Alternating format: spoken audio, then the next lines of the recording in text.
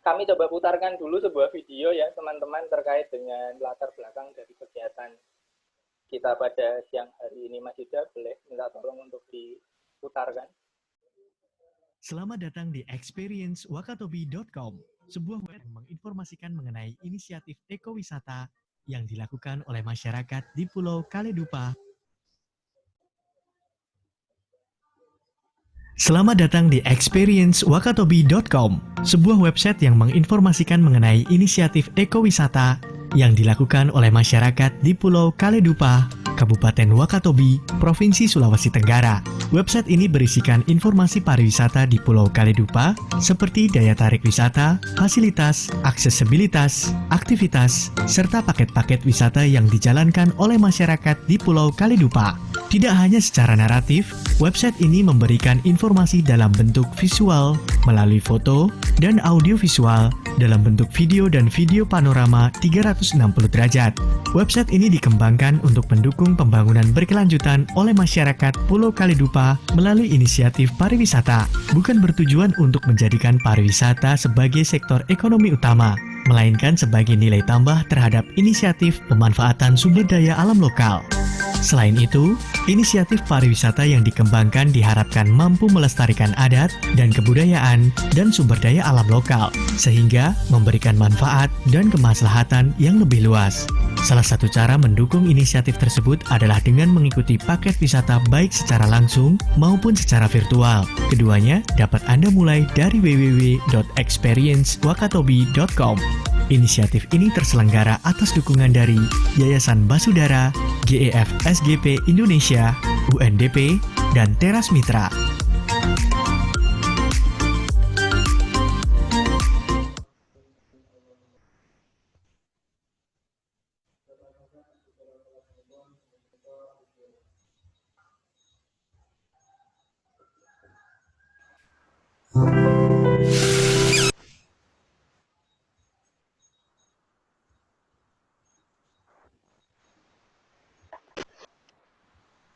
Baik, bismillahirrahmanirrahim. Assalamualaikum warahmatullahi wabarakatuh. Selamat siang, salam sejahtera untuk kita semua.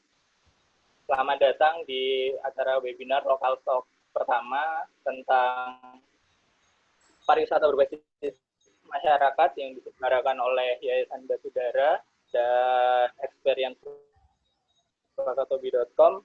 Hari ini kita akan berbicara, kita akan berdiskusi tentang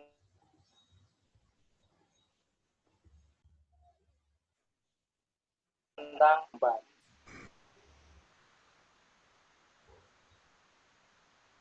Teman-teman bisa mendengar suara saya dengan jelas ya? Ya. Oke, terima kasih. Terima kasih. Jadi hari ini kita akan berbicara tentang bagaimana ketika komunitas melakukan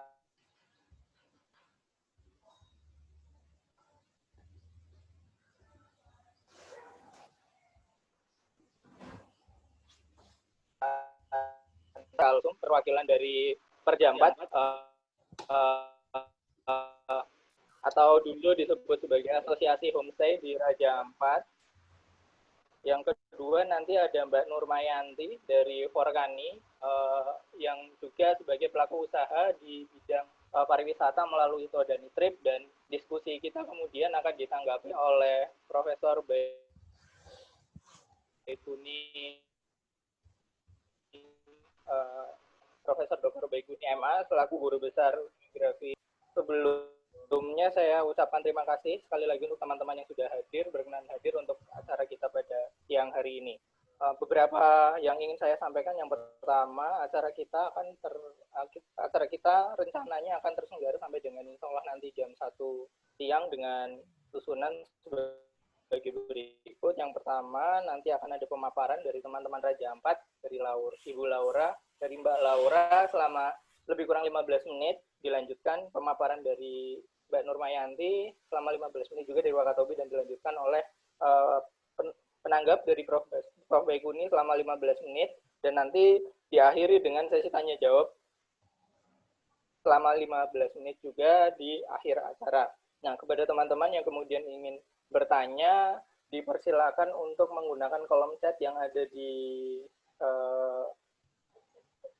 menggunakan fitur chat, nanti akan saya wrap up di akhir untuk ditanyakan ke masing-masing narasumber. Tanpa memperlama waktu, kita mulai saja untuk pembicara yang pertama. Waktu dan tempat saya persilakan ke Mbak Laura. Sedikit banyak saya mencoba memperkenalkan dulu. Mbak Laura ini berasal dari Jogja sebetulnya, sarjana kehutanan dari Universitas Gadjah Mada, sudah bekerja di Raja Ampat bersama teman-teman asosiasi homestay itu sejak tahun 2015 dan sekarang sudah masuk tahun ke-6 berada di Raja Ampat, dan ini single fighter ya di Raja Ampat, maksudnya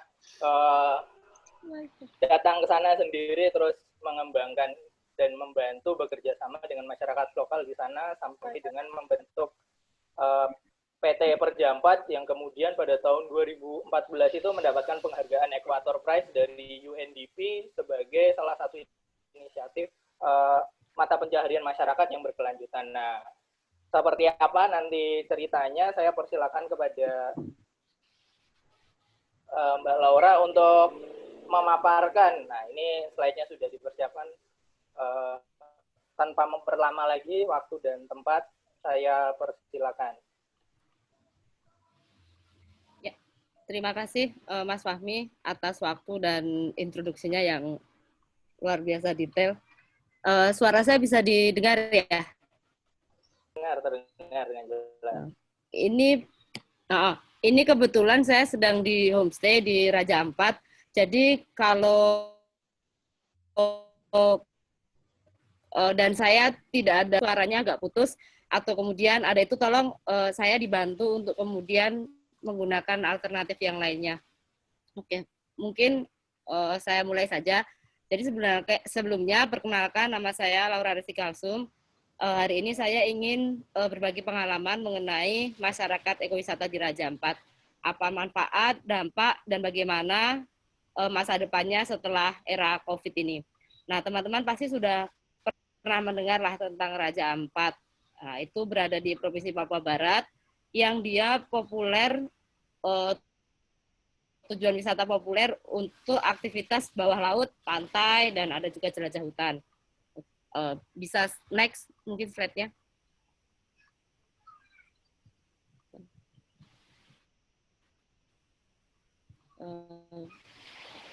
Oke. Jadi tadi Mas Fahmi sudah sebutkan Perjampat, ada PT Perjampat. Jadi sebenarnya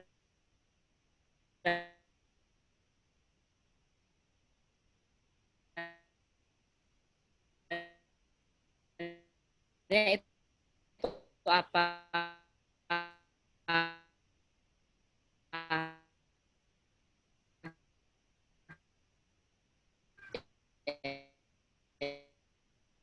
Jadi saya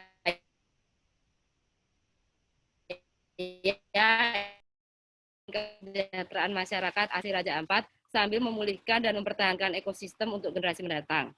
Nah, next. Maaf, ini slide-nya nggak kelihatan ya?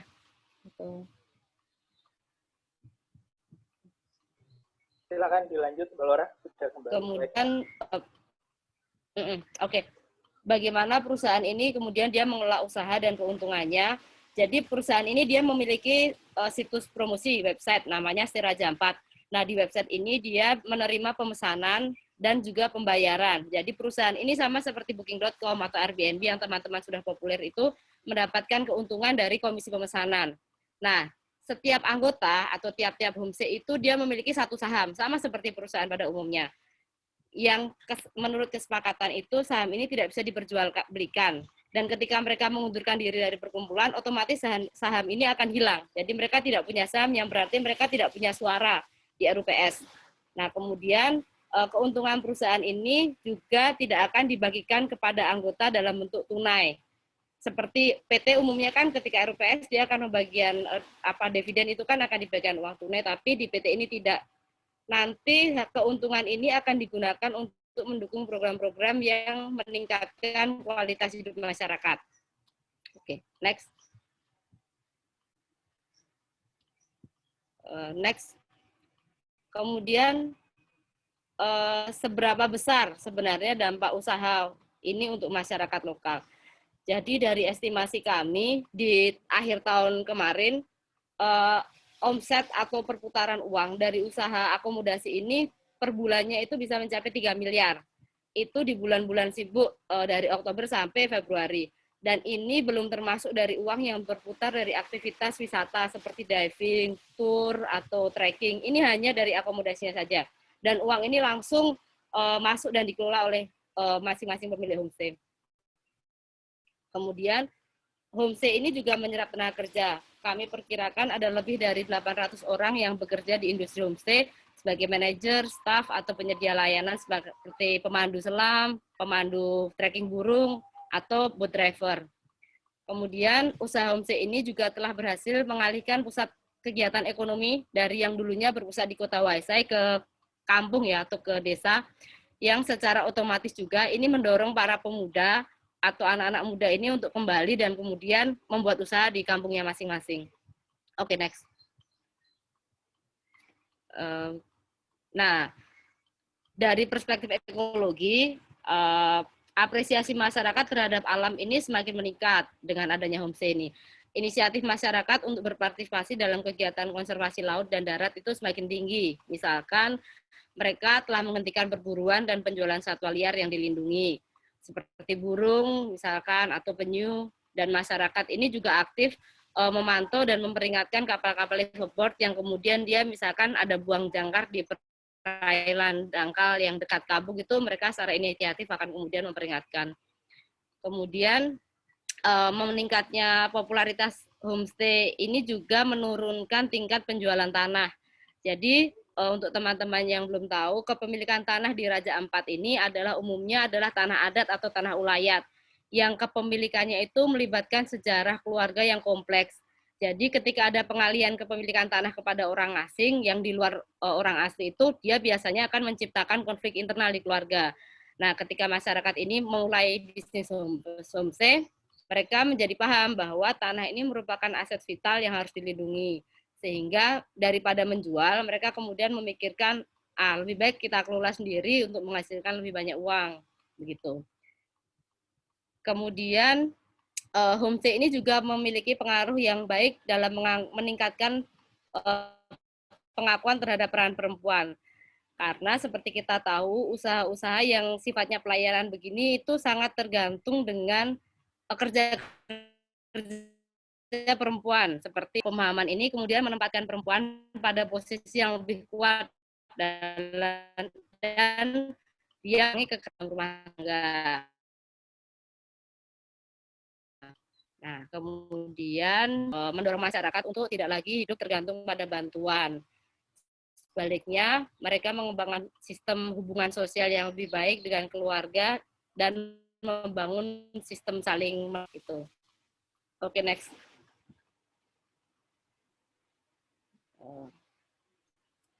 Nah, next bisa.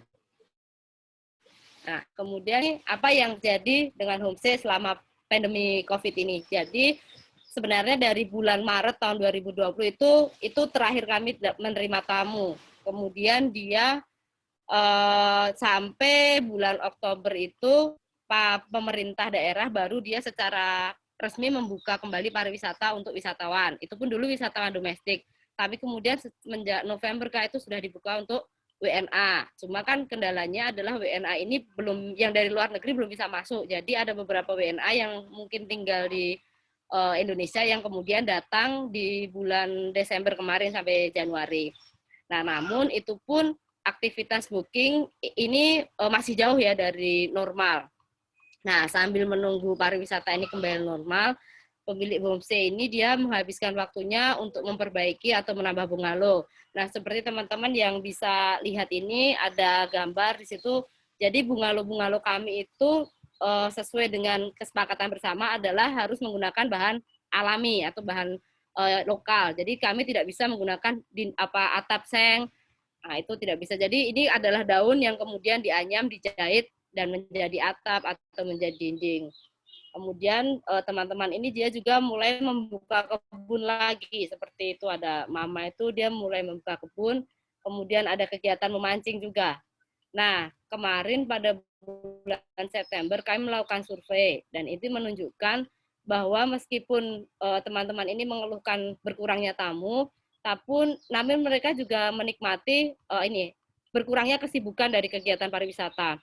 Nah, bahkan salah satu anggota kami itu ada yang sampai bilang bahwa wah terima kasih nih Corona, karena dengan adanya Corona itu kami bisa sedikit istirahat dan kemudian bisa berkumpul dengan keluarga dan bisa kembali lagi membuka kebun di tanah-tanah ulayat yang sudah lama ditelantarkan atau tidak ditanami.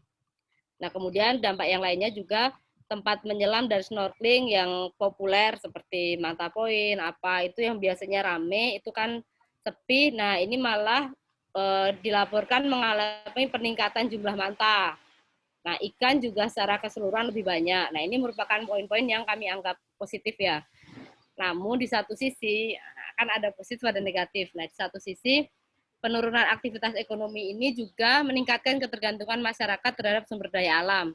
Kami menerima beberapa laporan tentang peningkatan penebangan liar dan ilegal bagan yang semakin banyak beroperasi di daerah Teluk terutama. Nah, untuk teman-teman yang belum familiar, bagan itu seperti yang bisa dilihat di gambar itu alat pancing yang dia itu menggunakan jaring pengangkat dan lampu untuk menarik ikan.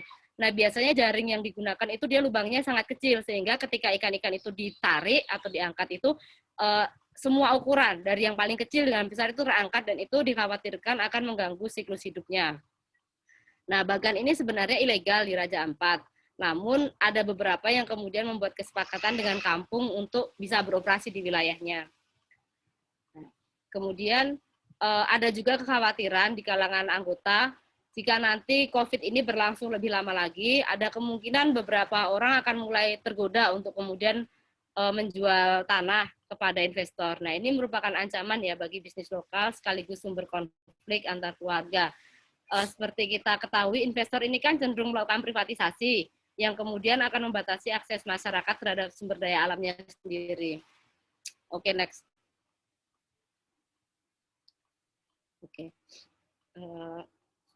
Nah, untuk masa depan Raja Ampat ini, kalau kami melihat dari tren bookingan yang masuk untuk tahun-tahun depan dan untuk tahun ini yang di akhirnya itu sebenarnya kami optimis jika Raja Ampat ini akan segera pulih setelah pemerintah Indonesia membuka perbatasan untuk pariwisata. Kami memang mengalami shock ya, tapi tidak separah dengan yang terjadi di destinasi lain seperti di Bali atau di Komodo. Nah, ini ada beberapa faktor yang menarik yang menjelaskan mengapa komunitas Raja Ampat ini bisa survive dari COVID. Yang pertama adalah homestay ini kan dia dimiliki oleh penduduk setempat dan didirikan juga di atas tanah mereka sendiri. Staf itu umumnya adalah anggota keluarga, sehingga mereka tidak dibebani biaya operasional seperti bisnis pada umumnya. Kalau misalkan tidak ada tamu, ya mereka bisa kemudian menutup bisnis dan kemudian melakukan hal lain untuk bertahan hidup. Nah, dan yang kedua, orang asli Raja Ampat ini menurut saya adalah yang paling tangguh yang pernah saya temui.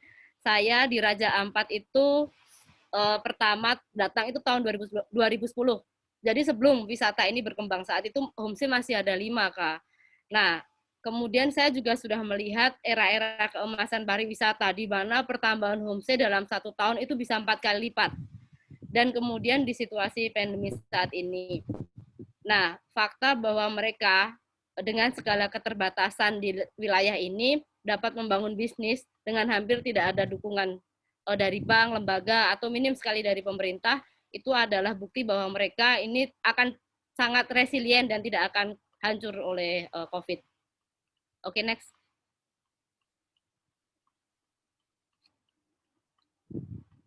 Nah, kemudian, ke depannya perusahaan dan asosiasi ini akan mengembangkan sektor lain karena kami juga sadar bahwa usaha pariwisata ini tidak bisa berdiri sendiri.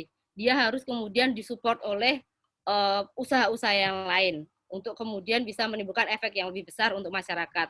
Jadi kami sepakat untuk mengembangkan sektor lain seperti pendidikan, kesehatan, energi, transportasi, pertanian, perikanan.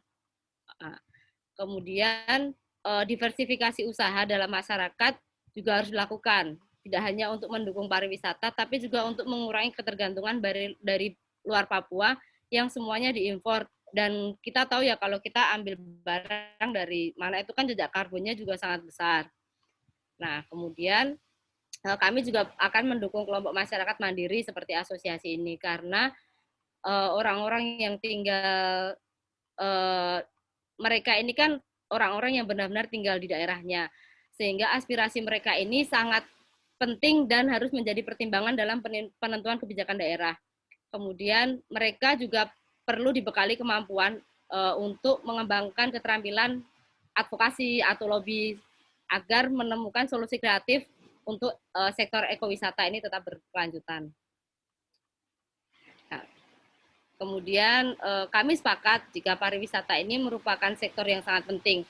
Namun ada hal lain yang lebih substansial yang tidak boleh berubah, yaitu tanah, laut, dan ikatan kekeluargaan.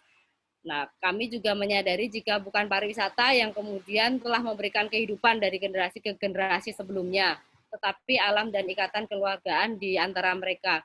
Sehingga gangguan terhadap aspek-aspek tersebut harus menjadi kekhawatiran bersama. Oke, next. Nah, ini penting sekali untuk kami sampaikan. Sekali lagi, tujuan dari semua yang kami lakukan Raja Empat ini bukan untuk menciptakan industri pariwisata yang besar atau mass tourism, tetapi menjadikan ekowisata sebagai alternatif untuk mencari hidup tanpa mengorbankan nilai kemanusiaan, adat, dan lingkungan. Ya, mungkin dari saya materinya cukup seperti itu. Mas Fahmi, saya kembalikan. Terima kasih banyak Mbak Laura atas pemaparannya yang sangat menarik. Jadi buat teman-teman yang mungkin belum mengikuti dari awal, sedikit gambaran konstelasi bagaimana kemudian industri pariwisata, ya kita melihat pariwisata sebagai sebuah industri di Raja Ampat, tapi kemudian di counter pariwisata sebagai sebuah tools untuk melestarikan sumber daya yang ada melalui teman-teman Raja Ampat. Jadi kalau kita berbicara sektor akomodasi di Raja Ampat itu jumlah homestay itu kalau tidak salah sampai dengan tahun 2018 itu jumlahnya bisa sampai 150 memiliki tergabung ke dalam sebuah komunitas namanya Asosiasi Usaha Homestay yang kemudian berevolusi menjadi sebuah entitas bisnis namanya PT Perjapat dan sampai sekarang dikelola secara profesional dengan tujuan-tujuan untuk mendapatkan manfaat secara ekonomi, ekologi, dan budaya dari sektor pariwisata di Raja Ampat. Nah, walaupun sebagai sektor pariwisata sebagai sektor ekonomi, tapi bukan berarti itu yang jadi seperti salah satu alat untuk memberdaya masyarakat dan memanfaatkan sumber daya alam yang ada. Nanti akan ditanggapi lebih lanjut oleh Prof. Baikuni terkait dengan bagaimana sih komunitas pariwisata di Raja Ampat ini. Nah, sebelum ditanggapi, masih ada satu pemateri lagi dari Wakatobi. Pemateri akan disampaikan oleh Mbak Nurmayanti atau biasa dipanggil Mbak Yanti. Mbak Yanti ini kalau boleh saya memberikan sedikit pengenalan, Mbak Yanti merupakan salah satu aktivis lingkungan ya, aktivis lingkungan, aktivis sosial kemasyarakatan, pelaku pariwisata di Pulau Kaledupa di Kabupaten Wakatobi. Kalau tadi Mbak Laura berbicara banyak tentang sektor kelautan, mungkin Mbak Yanti akan memberikan sedikit insight yang berbeda tentang bagaimana sih pariwisata berbasis komunitas di Pulau Kaledupa, Wakatobi. Nah, tanpa memperlama waktu, langsung saya berikan kesempatan ke Mbak Yanti untuk memaparkan materinya. Waktu dan tempat saya persilakan. Oke, terima kasih Mas Fahmi. Oke, sebelumnya Assalamualaikum warahmatullahi wabarakatuh. Salam sejahtera untuk kita semua. Selamat siang untuk waktu Wakatobi. Oke, saya memperkenalkan diri terlebih dahulu. Tadi juga sudah diperkenalkan oleh Fahmi. Nama saya Nurmayanti, biasa dipanggil Yanti. Sehari-hari saya berproses bersama teman-teman di ada sebuah organisasi rakyat yang bernama Forum Kehidupan Todani atau Forkani. Oke, lanjut ke presentasi, mungkin bisa di-share.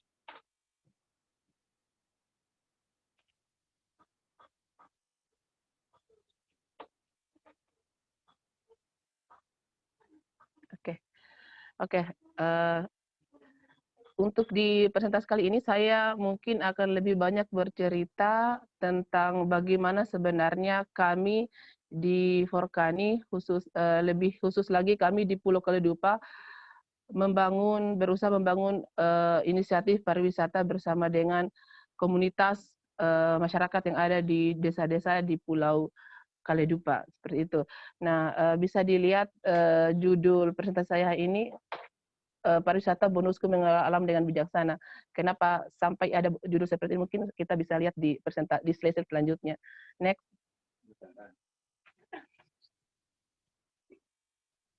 Oke. Tadi saya sudah bahas sedikit tentang apa itu Forkani. Nah, Forkani sebenarnya adalah organisasi rakyat yang bergerak di bidang lingkungan. Itu poin intinya adalah seperti itu. Berbicara tentang pariwisata, kami sebenarnya belum pernah menyentuh isu pariwisata. Di awal sebelum kami di tahun 2015 mulai secara intens mendampingi masyarakat, berproses bersama dengan masyarakat. Visi kami sendiri itu adalah masyarakat berdaulat atas sumber daya alam yang dimiliki melalui pengelolaan sumber daya alam berkelanjutan berbasis kearifan lokal.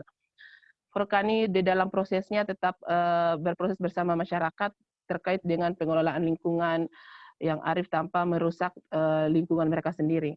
Next.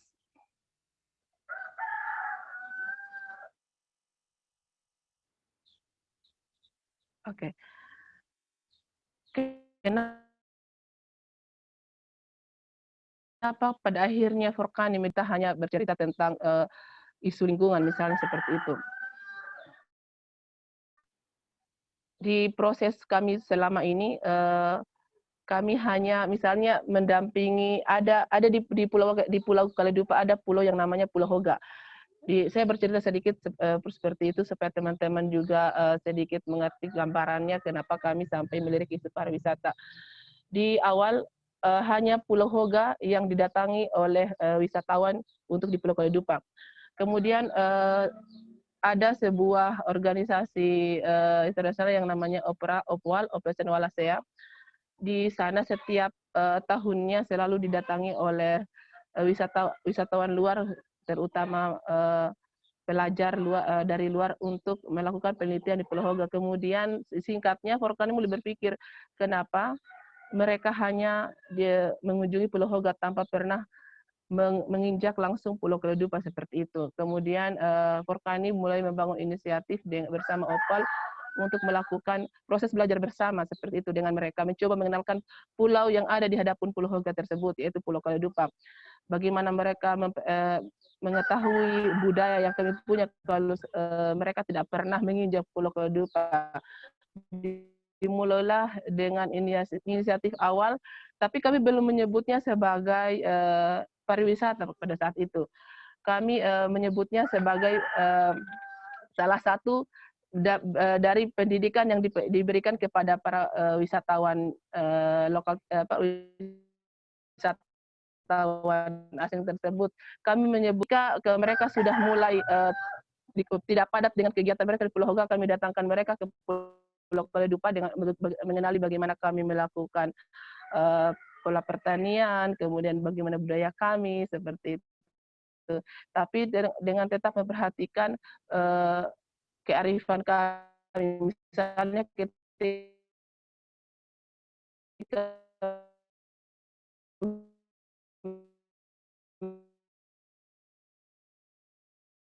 mereka datang ke Pulau Kaledupa tujuan wisata, kenapa kita tidak pernah menggali sendiri atau mengelola sendiri pariwisata itu. Kemudian kita punya sumber daya alam yang melimpah, yang bisa dijadikan sebagai salah satu objek wisata. Kemudian ada potensi sumber daya manusia yang kita punya, tapi tidak bisa termanfaatkan karena memang tidak ada yang dimanfaatkan.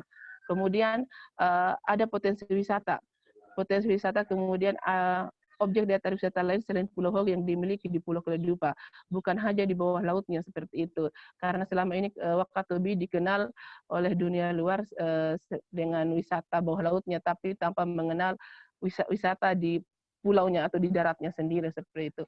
Itu yang menjadi dasar kami kemudian mencoba melirik isu pariwisata. Nah, Setelah itu Forkani mulai mengembangkan, kami bisa mengatakan bahwa mulai melebarkan sayap ke isu pariwisata dengan membentuk satu organisasi kecil yang khusus mengelola pariwisata. Next. Oke. Nah, ya di perjalanannya kemudian tahun 2015 mulailah terbentuk yang namanya Todani Trip. Todani Trip ini sebenarnya adalah bagian dari salah satu bidang usaha dari Forkan yang mengelola pariwisata. Nah, Forkani sendiri adalah kami menyebutnya sebagai kelompok masyarakat yang kemudian dilatih oleh salah satu, ada kemarin salah satu dari WWF dulu yang membentuk, yang melatih kami bagaimana sebenarnya mengelola bisnis pariwisata secara terperinci, secara bagus, misalnya untuk mengelola keuangannya seperti apa, mengelola paketnya seperti apa. Kemarin di perjalanannya kami bersama-sama dengan masyarakat di beberapa desa yang ada di Pulau Kaledupa. Kemudian pada prinsipnya ini juga merupakan salah satu bagian dari inisiatif kami membangun pariwisata bersama dengan masyarakat di desa-desa. Kami bekerja bersama kelompok masyarakat di setiap desa ataupun lokasi di mana objek wisata itu ada. Kemudian yang kami tekankan adalah pariwisata yang kami kelola itu adalah pariwisata yang berbasis kearifan lokal. Boleh berpariwisata tapi tanpa meninggalkan kearifan lokal yang kami punya, tanpa menginjak-injak kearifan lokal atau adat kami, seperti itu. Kalau ternyata berhalangan atau bertabrakan dengan adat yang punya, mohon maaf, kami kadang tidak menerima paket yang di-request oleh orang luar, seperti itu. Kemudian untuk Todani Trip sendiri kami lebih menekankan potensi wisata yang ada di darat Pulau Kaledupa ataupun Pulau Wakatobi secara umum. Walaupun memang ada yang di bawah laut, memang itu tetap menjadi bagian dari paket trip, tapi tidak terlalu banyak kami tekankan. Oke, next. Nah, inisiatif wisata yang dibuat oleh dan itu bersama dengan masyarakat atau bersama komunitas masyarakat di Pulau Kaledupa. Selain yang saya sudah sebutkan tadi, itu adalah kami menggali bersama masyarakat, berusaha memberikan pembelajaran kepada masyarakat bahwa kita punya kemampuan dari segi kearifan lokal kita, kita punya sumber daya, kita punya selama ini tanpa kita sadari kita sudah punya aset atau modal untuk berwisata dengan mereka. Tapi dengan kata lain bahwa kami punya sumber daya alam yang melimpah, kami sudah punya kearifan lokal yang sudah biasa kami lakukan sehari-hari untuk kemudian kami kelola menjadi bisnis pariwisata. Dan ini poinnya bahwa kami pariwisata di sini bukan merupakan poin utama bagi kami untuk menjadi mata pencarian masyarakat khususnya di Pulau Kaledupa. Kemudian yang lebih kami tekankan juga ketika membangun inisiatif pariwisata bersama masyarakat adalah memperkenalkan pangan lokal mereka, memperkenalkan budaya mereka, kearifan lokal mereka kepada dunia luar, atau dalam tanda kutip itu yang kami jual, seperti itu. Next. Oke. Apa tantangan yang kami hadapi selama mendampingi komunitas? Yang pertama seperti yang saya sudah jelaskan di awal bahwa pariwisata adalah hal baru bagi kami, terutama masyarakat Kaledupa. Bagaimana kami memulai itu sangat bisa dikatakan sangat sulit karena membangun kepercayaan masyarakat bahwa ini bisa menjadi salah satu sumber mata pencarian seperti itu. Kemudian itu sangat susah karena mereka kadang ada rasa ketidakpercayaan, terutama bagi orang luar yang masuk ke wilayah mereka.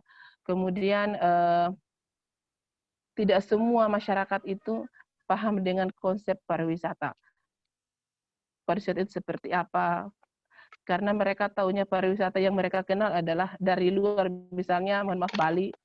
Pokoknya kalau kalau ada tamu yang datang ke lokasi mereka, ada mohon maaf ada yang tidak sopan, ada yang seperti ini, lokasi desa mereka akan dikuasai oleh orang luar dan seperti itu. Itu pemikiran mereka berdasarkan hasil observasi kami. Kemudian susahnya atau membiasakan masyarakat menjadi bagian dari pariwisata. Maksudnya seperti ini. mereka sebenarnya bisa menjadi salah satu pelaku usaha wisata, misalnya penjual jasa transportasi dan sebagainya. Tapi mereka tidak terbiasa dengan hal itu, dan kami harus berusaha membangun dari nol agar mereka paham. Kemudian tadi juga saya sudah katakan bahwa pariwisata bukan menjadi inti dari mata pencaharian masyarakat. Makanya mereka kadang tidak terlalu merasa bahwa ini penting, tidak harus kita terima. Kalaupun kita terima kalaupun kita tolak kita tidak akan mati seperti itu. Dan selain itu sarana prasarana memang pendukung pariwisata di Pulau Kaledupa masih sangat minim. Next.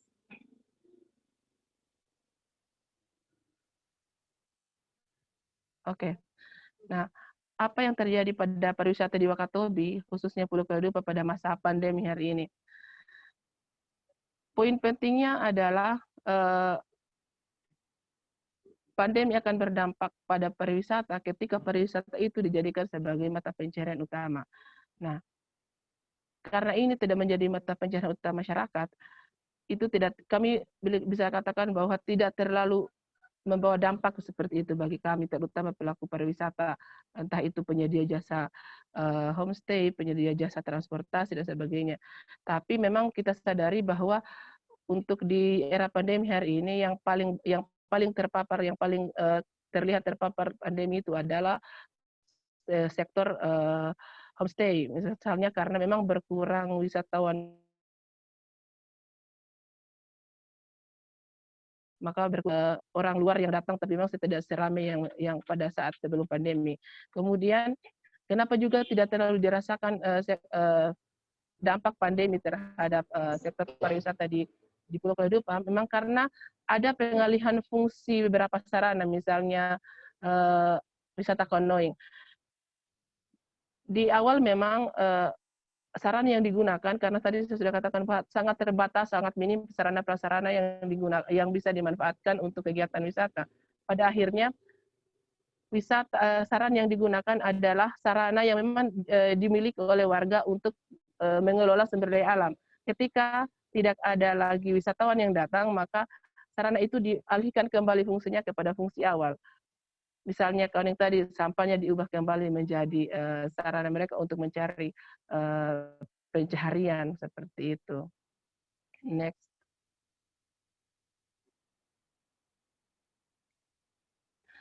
Oke, intinya kami tetap berproses karena bagi kami pariwisata adalah bonus kami ketika mengelola sumber daya alam itu secara arif, bonus kami ketika kami mempertahankan adat dan tetap memegang teguh kearifan lokal yang kami punya. Karena ketika kami tetap memelihara hal itu, maka dengan sendirinya pariwisata akan tetap ada. Setelah pandemi, ketika pariwisata kembali normal, maka kami tetap siap untuk menerima tamu ataupun berwisata secara normal kembali. Oke, terima kasih. Demikian presentasi singkat dari saya. Semoga bermanfaat bagi kita semua. Assalamualaikum warahmatullahi wabarakatuh. Baik, terima kasih Mbak Yanti atas paparannya yang sangat menarik dari perspektif kawasan kepulauan lain di Indonesia. Di bagian tengah ada Pulau Wakatobi, ada Kepulauan Wakatobi, salah satu pulaunya adalah Pulau Kaledupa. Bagaimana kemudian kita mendengar cerita dari Mbak Yanti bahwa ternyata di Pulau Kaledupa yang notabene hanya berjarak seperlemparan batu dari salah satu hotspot wisata di Pulau Wakatobi, yaitu Pulau Hoga, melihat pariwisata itu tidak sebagai poin utama dalam proses ekonomi yang berjalan di masyarakat, tapi sebagai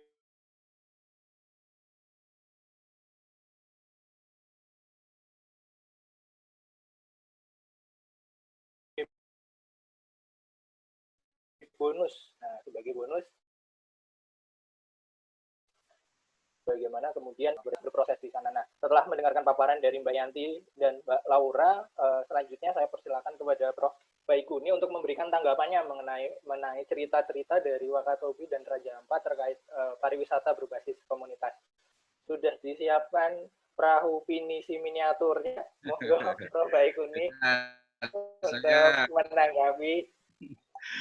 Terima kasih Saudara Fahmi dan Mbak Laura serta Mbak Yanti tadi ya, setelah memaparkan ini Ini saya bawa miniatur pinisi ya, supaya suatu hari kelak saya bisa punya, atau kalau tidak punya bisa menikmati ya. Yang penting bisa menikmati perjalanan di Raja Ampat dan Wakatobi. Nah, ini bersama saya, ini ada Gusnas, budayawan kita di sini ya, sedang ada di rumah. Ya. Dan juga Pak Lurah dari Desa Wonokromo ya, yang sedang bincang-bincang untuk nanti mengimplementasikan Sustainable Development Goal di dalam kerangka pembangunan pedesaan. Nah, ini juga ingin menikmati perbincangan tentang Wakatobi dan Raja Ampat. Ini terima kasih, ini juga ada Mas, saya menyapa dulu Mas Romo Doni, pakar museum kita dari DIY, Dr. Erna dari Solo, dan banyak sekali ya yang hadir pada kesempatan ini. Ada 53 orang yang beragam ya, dari berbagai kalangan hadir untuk bisa menikmati perjalanan virtual ke Raja Ampat dan Wakatobi tadi. Nah, tadi sudah disampaikan, saya bangga sekali karena para pembicara dari kalangan perempuan yang punya semangat usaha pelestarian. Tadi pariwisata itu sebenarnya additional ya, diversifikasi dari usaha utama, yaitu kalau kita melestarikan alam, lingkungan hidup di sekitar kita, kita akan mendapatkan manfaat dari sumber daya alam itu, baik pangan maupun juga obat-obatan maupun juga material untuk membuat rumah dan seterusnya, pelestarian hutan. Dan dari situ sebenarnya pariwisata kemudian hadir sebagai pelengkap dari proses-proses yang bisa dihadirkan oleh masyarakat itu. Sehingga ini pengalaman yang sangat baik dan menjadi pelajaran yang penting, karena Bali misalkan itu telah meninggalkan sektor primer pertanian dan usaha-usaha dari sumber daya alam langsung ke pariwisata. Nah, di saat semacam ini Bali betapa terpukul, dan kita juga bisa belajar bagaimana ternyata on the top of that we have to di atas itu semua kita harus punya dasar yang kokoh, yaitu mengelola pelestarian hutan dan lautan kita, darat dan laut, dan dari situ kita bisa mengambil manfaat bahan pangan, obat-obatan, dan juga material untuk membuat kelengkapan kehidupan pemukiman di masing-masing itu. Dan kalau ada tamu, itu adalah bonus tadi istilahnya. Pariwisata itu adalah bonus, tambahan, nilai tambah, supaya kita tidak tergadaikan kedaulatan kita karena mengundang investor terlalu besar, terlalu banyak, sehingga kita lari tunggang langgang hanya mengejar devisa. Padahal kita sebagai masyarakat lokal itu inginnya bahagia.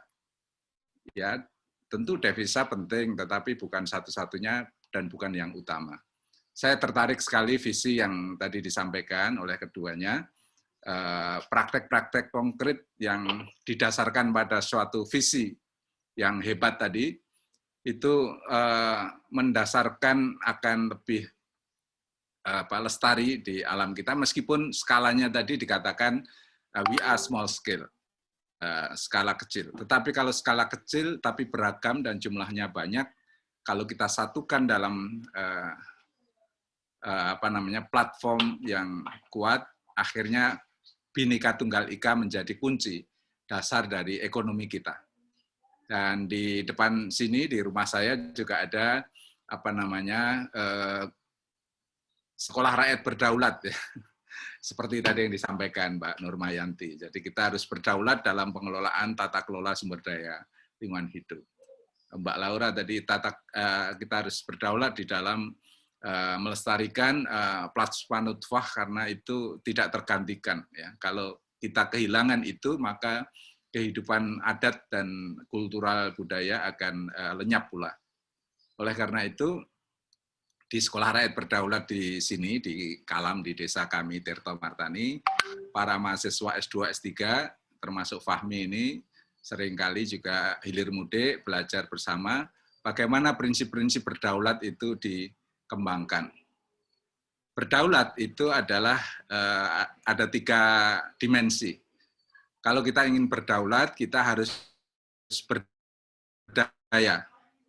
Punya sumber daya, kita harus kuat, dan mengelola tata kelola dengan manajemen yang bagus. Ya. Yang kedua, kita harus mampu berusaha, menciptakan nilai tambah dari proses sumber daya tadi. Sumber daya saja tidaklah cukup, tetapi kalau bisa kita tambahi berusaha, maka kita akan tercipta nilai tambah. Berusaha melalui processing, industri, misalkan pengolahan makanan tadi dari ikan jadi abon kemudian di packaging jadi sesuatu yang lebih bernilai, ataupun juga dari sumber daya ikan tadi itu bisa diolah dalam kaleng-kaleng sehingga bisa di-preserve dalam waktu tertentu sehingga pangsa pasarnya lebih bagus, atau secara tradisional diasapi, digarami, dan dikirim, sehingga justru otentik dan keunikan rasa itu tetap terjaga dari situ. Nah, sehingga ini butuh trading chain atau perdagangan yang terkait dengan hulu hilir dari Wakatobi ke Wuhan atau ke Wisconsin di Amerika sana, atau ke kota-kota Wina dan seterusnya, dalam bentuk tadi preservasi ikan yang segar tanpa bahan-bahan kimia, tetapi dari pengasapan dan penggaraman. Nah, ini harus ditemukan pasarnya itu, Mas Fahmi. Anda yang sedang bergerak dalam bidang supply chain dan demand itu bisa dipertemukan dalam perdagangan yang adil atau fair trade. Bukan free trade, tetapi fair trade. Teman-teman yang budiman, yang saya hormati, yang ketiga adalah kita perlu tawakal, ya, artinya menyerahkan hasil dan berkahnya itu dari kasih sayang dari Yang Maha Kuasa. Maka berdaulat adalah stand for atau singkatan dari berdaya, berusaha, lan tawakal. Nah, ini 3 dimensi ini saya kira ekonomi yang didasarkan pada material, yang kemudian diciptakan nilai tambah sehingga ada unsur memanusiakan manusia karena kita tidak eksploitatif, lalu kemudian kita mensyukuri dan mendapatkan berkah dari Sang Maha Kuasa. Bagaimanapun juga saya percaya atau kita percaya bahwa rezeki itu ada tatarannya dan sudah ditentukan, tetapi usaha manusia, usaha kita bersama untuk menyongsong rezeki itu adalah sebuah kewajiban. Sehingga kewajiban kita menata tadi, menciptakan nilai tambah, dan juga membangun persahabatan antara konsumen dan produsen. Di Jogja ini beberapa belas tahun silam kami di PKPEK, Perkumpulan untuk Pengembangan Ekonomi Kerakyatan di Yogyakarta itu mengembangkan model-model prosumen, produsen dan konsumen dipertemukan dalam satu platform yang lebih akrab, lebih dekat, sehingga nilai tambah itu tidak kocar-kacir ke orang-orang yang tidak bekerja dengan sungguh-sungguh. Ya, selama ini kan sebuah mata rantai perdagangan, orang yang ongkang-ongkang saja dan kongko-kongko dia dapat untung banyak dibanding produsen dan konsumen itu. Nah, sehingga prosumen, produsen dan konsumen itu modelnya bisa diterapkan lagi dengan sebaik-baiknya.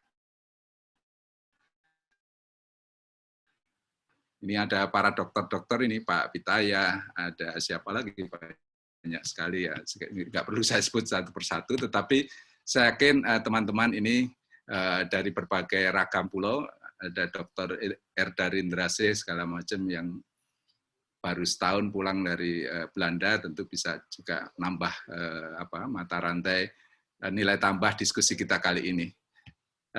Sebagai penanggap, tentu saya tidak boleh berpanjang lebar lebih panjang dari para presenter tadi.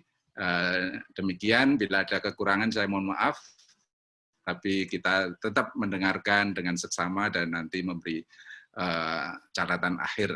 Demikian Mas Fahmi, terima kasih. Saya kembali dengan pinisi lagi. Baik, terima kasih Prof.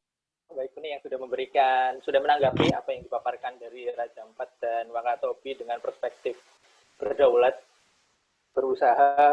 berdaya, berusaha, dan tawakal, bagaimana kemudian perspektif vertikal dan horizontal disatukan di sini ya Prof ya.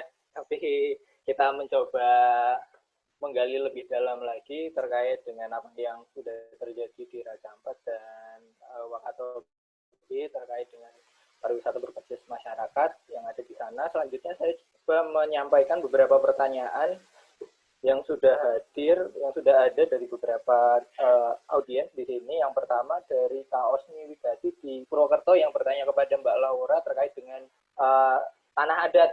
Nah, ini menjadi topik yang menarik tentang bagaimana tanah adat menjadi sebuah komoditas di sana yang artinya menjadi milik dari keluarga tertentu dan kelompok masyarakat tertentu. Nah, yang mendapatkan keuntungan hanya segelintir. Nah, itu bagaimana peran dalam keuntungan itu didapat oleh masyarakat di sektor pariwisata di Raja Ampat? Pertanyaannya begitu, Mbak Laura, monggo ditanggapi.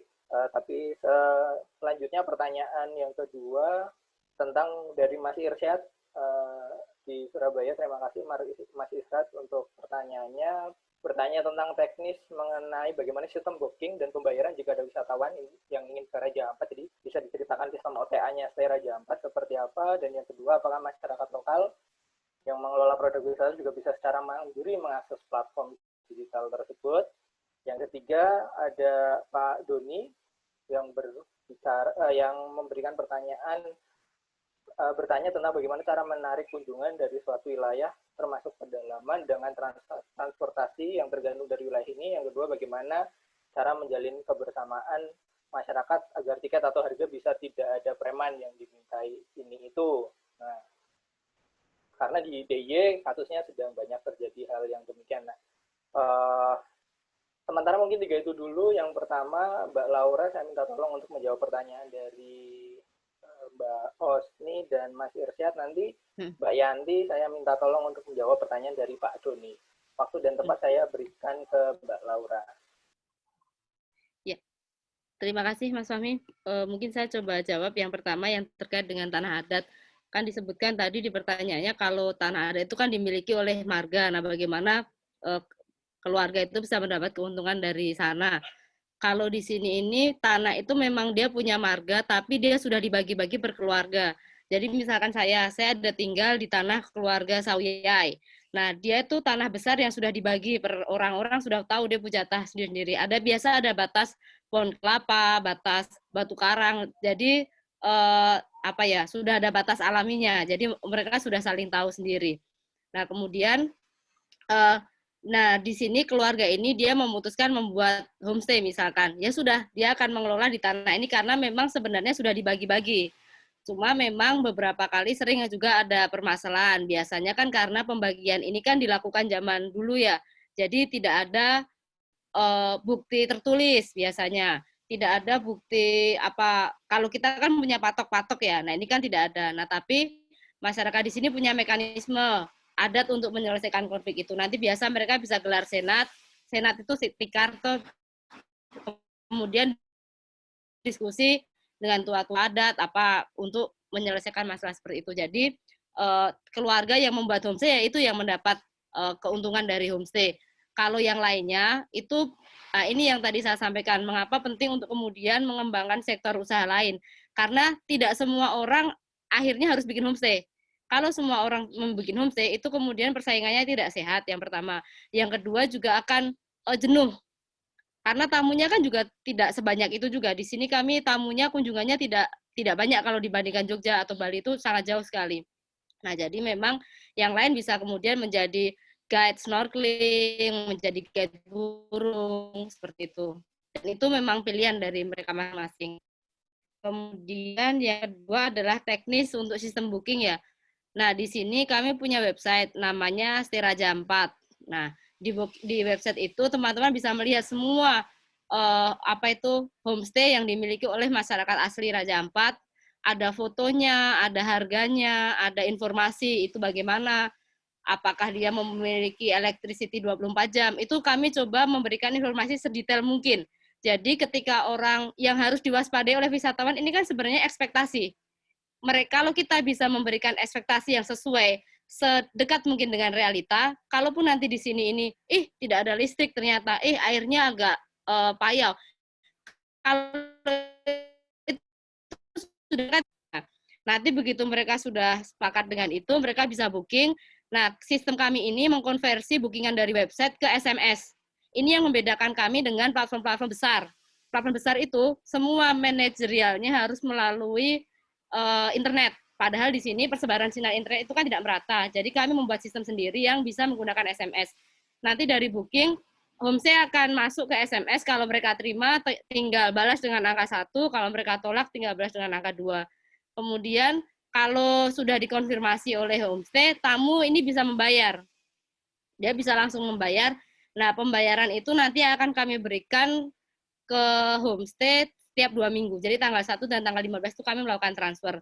Itu juga merupakan sistem yang kami mencoba menjembatani antara kepentingan tamu dengan kepentingan homestay ya. Jadi dengan ada sistem ketiga yang menjembatani yang fair ini diharapkan tidak ada lagi. Misalkan tamu datang ternyata karena kami kan sadar ya di sini kan pulau-pulau. Kemudian tidak ada fasilitas kayak restoran apa. Jadi ketika misalkan datang homestay-nya tidak siap, itu betul-betul tidak bisa, susah untuk kemudian mencari alternatif karena kondisi ya. Nah itu dari PT akan memberikan jaminan kalau terjadi hal-hal yang di luar harapan, itu kami akan mencarikan pengganti atau kemudian jika mereka minta refund, kami akan refund. Itu sedikit banyak sistem kami seperti ini. Nah kemudian untuk pertanyaan apakah boleh mengakses plafon lain, sebenarnya kami perbolehkan. Memang kami punya punya syarat bahwa silakan menampilkan di booking.com atau di mana asalkan harganya itu sama. Nah, kami juga memberikan penjelasan bahwa seperti ini, booking.com itu kan dimiliki oleh orang lain yang kita tidak tahu, dengan kantor pusatnya bisa di Singapura, bisa di Netherlands. Nah, uang hasil komisi itu akan masuk ke mereka. Padahal teman-teman di sini yang bekerja, seperti Pak Bay tadi ada sampaikan. Nah, dengan memiliki sistem booking sendiri, uang komisi itu kan masuk kemudian ke kita punya PT yang akan digunakan untuk mengembangkan program-program yang mensupport kehidupan masyarakat. Jadi ini mereka akhirnya semua akan kalau ada booking itu akan diarahkan semua ke website kami. Jadi mereka boleh, tapi silahkan melimbang mana yang lebih baik. Termasuk juga kalau misalkan booking.com itu kan tidak punya kantor di Papua, tidak ada kantor di Sorong. Nah, kalau misalkan ada masalah di lapangan, mereka tidak akan bisa banyak membantu. Tapi kami punya kantor di sini. Nah, jadi kalau silahkan mereka memutuskan sistem mana yang akan dipakai. Kalau kami seperti itu. Mungkin gitu ya, Mas Fahmi. Semoga menjawab. Baik, ada terima lagi kasih ya? Mbak Laura terkait penjelasannya. Saya mencoba merangkum yang pertama tadi pertanyaan tentang tanah adat ya. Jadi bagaimana kemudian tanah adat kan kalau begitu potensial untuk dikuasai oleh segelintir orang, tapi tadi dijelaskan bahwa proses kesepakatan penarikan keputusan, pengambil keputusan masyarakat adat yang terlibat di usaha pariwisata juga dilakukan secara adat, yang artinya kemudian memang tidak menafikan satu dengan yang lain dan semuanya memang dilakukan secara adil. Begitu yang Mbak Laura terkait dengan tanah adat. Terus yang kedua, sistem OTA-nya yang saya tangkap sebetulnya adalah apa yang dibuat oleh teman-teman Perja4 melalui Stay Raja Ampat itu kan sebagai sebuah bentuk kemandirian. Kalau dalam bahasa Prof. Baikun itu tadi sebagai sebuah sesuatu yang berdaulat atas diri sendiri, di mana sebetulnya tujuannya tidak untuk ekonomi semata. Itu terlihat ketika kemudian anggota boleh mengakses platform lain gitu kan, tidak ada monopoli di sana. Begitu ya Mbak Laura ya. Selanjutnya ke Mbak Yanti, ada pertanyaan tentang tadi bagaimana kemudian pertanyaan dari Pak Domi terkait dengan bagaimana cara menarik kunjungan dari satu wilayah yang termasuk pedalaman, akses transportasinya susah. Yang kedua, cara menjalin kebersamaan masyarakat agar kesamaan harga itu seperti apa. Nanti Mbak Laura mungkin juga bisa memberikan perspektif mengenai kok bisa sih kesamaan harga, dan kalau bisa dikasih tahu harganya berapa, karena orang kan pasti akan bertanya harga di Raja Ampat kok relatif lebih mahal dibanding tempat lain. Nah, itu silakan dijelaskan di situ. Nah, sebelum menjawab itu, saya persilakan ke Mbak Yanti untuk menjawab pertanyaan dari Pak Romi. Silakan Mbak Yanti. Oke, terima kasih. Saya membaca kembali pertanyaannya. Maaf. Oke. Bagaimana cara kami menarik kunjungan dari suatu wilayah yang termasuk pedalaman dan transportasi tergantung dari wilayah ini? Oke, banyak yang beranggapan memang bahwa paket Wakatobi itu sangat bisa dikatakan sangat mahal seperti itu. Mungkin akan sama kondisinya dengan Raja Ampat. Kami semakin ke pulau ujung yaitu Pulau Benongko, maka pasti harga paketnya akan semakin mahal. Kenapa? Karena yang pertama tergantung sangat dipengaruhi oleh transportasi karena memang rata-rata yang dipakai adalah transportasi reguler seperti itu. 4 pulau ini terpisahkan oleh laut dan harus diakses melalui kapal reguler. Kalaupun kita menggunakan istilahnya kapal charteran itu sangat mahal. Dan bagaimana caranya kami menarik kunjungan ke wilayah lain? Itu untuk kami sendiri dari Todani Trip. Selain memang kami memberikan informasi tentang paket wisata kami kepada halayak melalui media sosial kami, karena memang selama ini untuk website kami sendiri masih dalam tahap istilahnya tahap pengelolaannya. Kami memanfaatkan media sosial yang kami punya. Semua anggota dari Trip itu memanfaatkan media sosial mereka untuk menyebarkan paket wisata yang kami punya. Kemudian setiap ada kunjungan atau tamu, kami meminta tolong kepada mereka untuk kemudian men-sharekan paket yang kami punya ataupun informasi tentang Pulau Kaledupa kepada teman-temannya. Dan sebagai contoh, kami punya satu teman yang memang pernah membawa tamu ke Pulau Kaledupa. Kemudian pada akhirnya dia menjadi salah satu bisa dikatakan agen untuk kemudian menceritakan ataupun men-share paket kami kepada orang lain. Kemudian tapi yang menjadi poinnya juga adalah bukan berarti kami bukan berarti kami berada di pedalaman sehingga tidak diketahui oleh pihak lain seperti itu atau orang luar seperti itu. Karena memang Wakatobi bisa diakses dengan jalur laut ataupun jalur udara seperti itu. Kemudian bagaimana ada pertanyaan selanjutnya tadi adalah yang kedua, bagaimana menghindari intinya premanisme wisata seperti itu. Nah, seperti yang saya katakan bahwa kami di Pulau Kaledupa Todani Trip itu menerapkan prinsip pariwisata berbasis masyarakat. Kami Todani Trip hanya berfungsi salah satunya berfungsi sebagai pasar atau membuka pasar ataupun membantu menjual paket wisata yang dimiliki oleh masyarakat atau komunitas yang di desa. Ketika tamu datang, mereka sendiri yang mengelola pariwisata yang dibeli ataupun paket yang dibeli oleh orang luar seperti itu. Kemudian kami memanfaatkan kearifan lokal yang kami punya.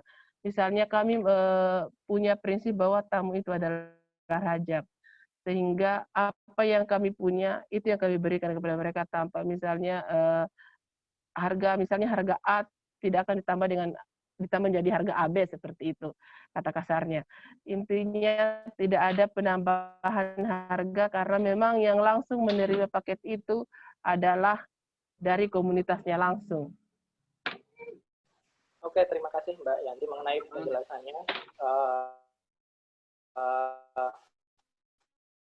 Mengenai bagaimana jualan ya di situ, karena Wakatobi sebetulnya ya mungkin kalau dilihat dari perspektif kita di Jawa, teman-teman di Papua dan di Wakatobi itu seolah-olah pedalaman, tapi sebetulnya tidak. Akses ke sana sudah terbuka dan aksesnya juga bisa diakses dengan relatif lebih mudah, tidak seperti yang harus bermalam dan lain-lain, tidak. Nah, yang kedua, bagaimana kemudian harga, persaingan harga, kebijakan satu harga dari perspektif dari cerita dari Wakatobi menjelaskan bahwa sebagai penjembatan teman-teman Todani Trip ini menerapkan fair trade kepada kepada para penyedia jasa yang ada di sana, homestay, transportasi, dan lain-lain, supaya kemudian harganya itu menjadi lebih manusiawi. Nah, bagaimana dengan kalau harga, bagaimana kemudian dengan Raja Ampat? Silakan Mbak Laura menceritakan tentang Raja Ampat, bagaimana kebijakan satu harganya itu di tengah harga homestay di Raja Ampat yang satu malam itu satu orang bisa menyamai harga hotel bintang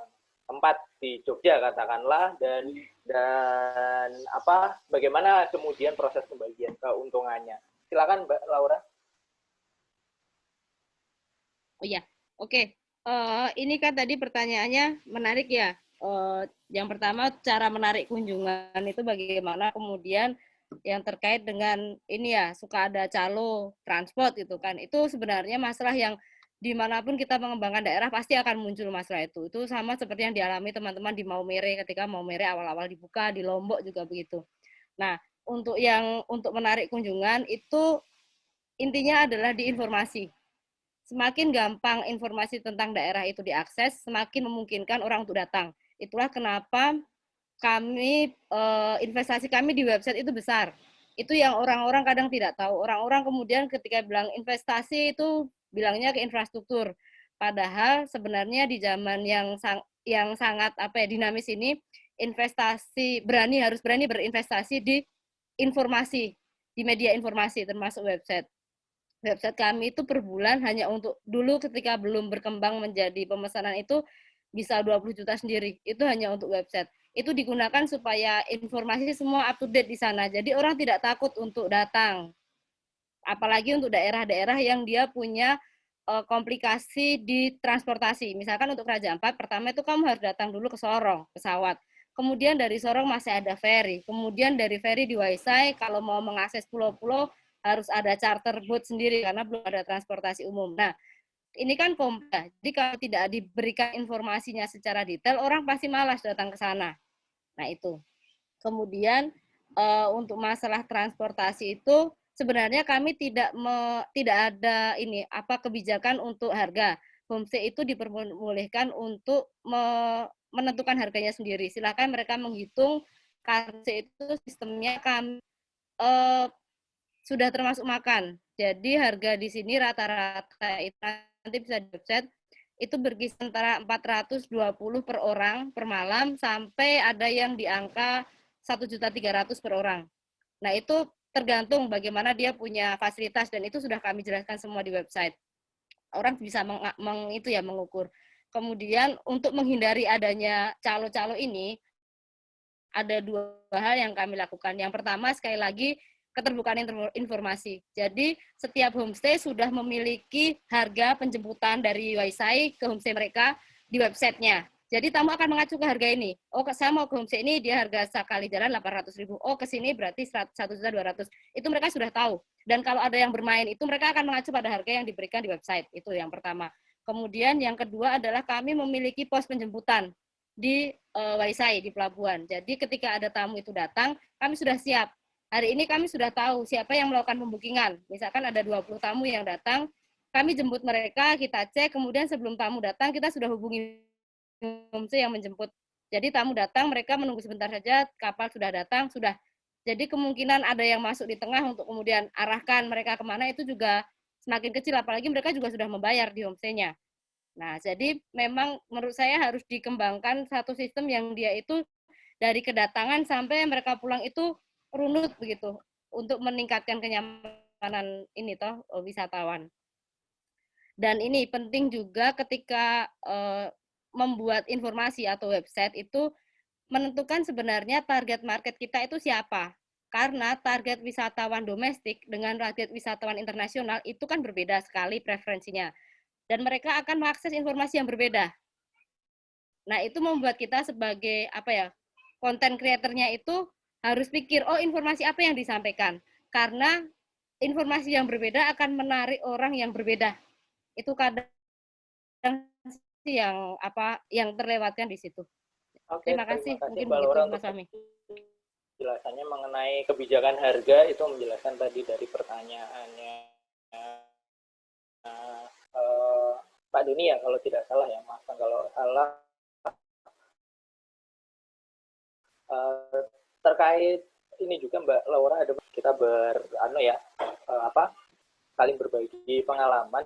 Nah, Mas Edi itu bertanya kalau misalkan bagaimana hubungan antara homestay mandiri yang tidak tergabung dalam asosiasi, karena kalau tidak salah tangkap asosiasi menjadi semacam perusahaan di mana kita sama tahu kalau masyarakat yang tidak terorganisir atau mandat selalu menjadi korban ketika bersaing dengan investor. Nah, bagaimana hubungan antar homestay yang menjadi anggota dan tidak? Karena kan banyak yang menjadi anggota, ada juga yang tidak. Nah, silakan diberikan ceritanya dari Raja Ampat seperti apa supaya nanti teman-teman di Wakatobi juga bisa mendapatkan informasinya. Ya, kalau di sini memang ada homestay yang menjadi anggota, ada yang tidak. Kalau yang tidak menjadi anggota itu biasanya ada dia yang memang menjadi investor yang seperti yang kita. Jadi memang dia bukan orang asli yang kemudian mungkin dia membeli tanah, kemudian dia membangun usaha di sana, ada yang seperti itu. Itu kami tidak bisa memasukkan dia ke dalam asosiasi memang karena asosiasi ini memang diperuntukkan untuk masyarakat asli. Dan asosiasi sendiri punya kriteria yang disebut dengan masyarakat asli itu seperti apa. Misalkan dia memang harus lahir dari misalkan bapak dan ibu orang sini, atau kemudian dia sudah tinggal di Raja Ampat 2 generasi. Itu kami punya aturan-aturan itu di ADART-nya asosiasi. Mungkin saya koreksi sedikit ya, jadi asosiasi ini tidak berubah menjadi PT, tapi asosiasi atau perkumpulan ini mempunyai PT. Itu. Nah, kemudian, maaf yang kedua tadi apa? Ya Mas Fahmi ya, bisa diulang kah? Oh, yang ini ya, maaf, yang bukan anggota. Betul, yang bukan anggota sorry. Bagaimana? Yang kalau dia di masyarakat asli tapi dia tidak menjadi anggota, itu kan sebenarnya bukan dari kami yang tidak menerima, mungkin belum bergabung saja. Biasanya mereka sudah punya channel-channel untuk marketing. Jadi dia biasanya sudah kerjasama dengan siapa, ada mungkin orang asing yang bantu promosi dia di booking.com atau apa, atau sudah punya kerjasama dengan travel agent.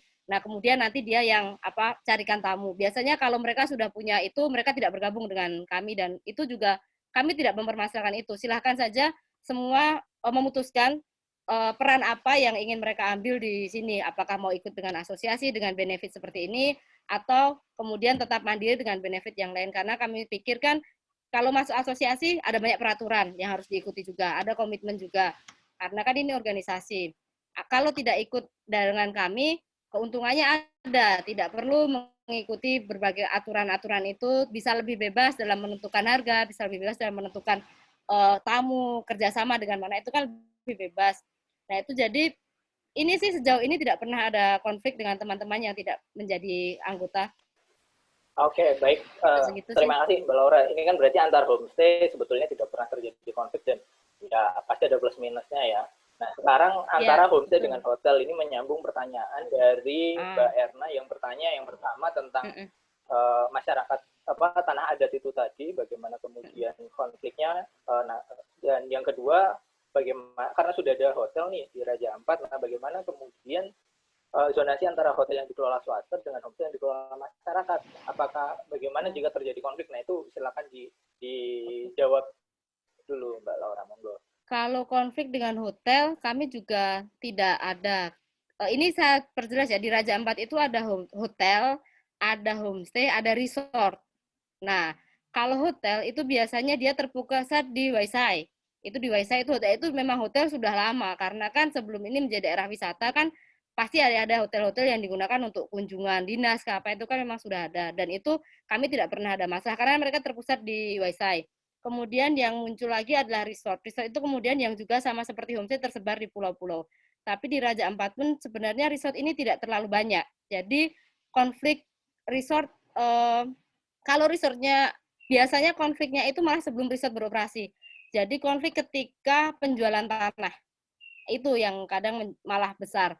Kemudian juga ini sih resort-resort ini kan sering dikatakan nanti dia akan menyerap tenaga kerja lokal gitu ya. Tapi pada kenyataannya juga presentasi penyerapan tenaga kerja lokal oleh resort ini juga tidak banyak. Itu kemudian yang kadang dikeluhkan oleh teman-teman. Dulu waktu masuk katanya akan ambil anak kampung untuk kerja, tapi ini sudah berdiri tidak ada. Kadang itu saja yang muncul, tapi tidak ada konflik yang terlalu ini sih. Malah ketika penjualannya, pelepasan tanah itu pasti bisa dipastikan akan ada konflik internal. Begitu sih, Mas Fahmi. Oke, baik. Terima kasih, Mbak Laura. Jadi sebetulnya kalau kita berbicara tentang kompetisi ya, kompetisi dalam tanda kutip Tidak ada. dalam ekonomi ya, berarti sebetulnya kompetitor dari homestay itu ada di resort karena lokasinya Iya, tersebar di iya. pulau-pulau. Heeh. Sedangkan kalau hotel itu terletak di pusat kota, di Mm-mm. mana berbeda pasar, Ya, berbeda lokasi kan pasarnya begitu. berbeda. Heeh. Oke, Mungkin berarti saya tambahkan sedikit ya, Fahmi. Kalau dengan resort itu memang kami kompetisi, tapi pun kami menyasar target market yang berbeda.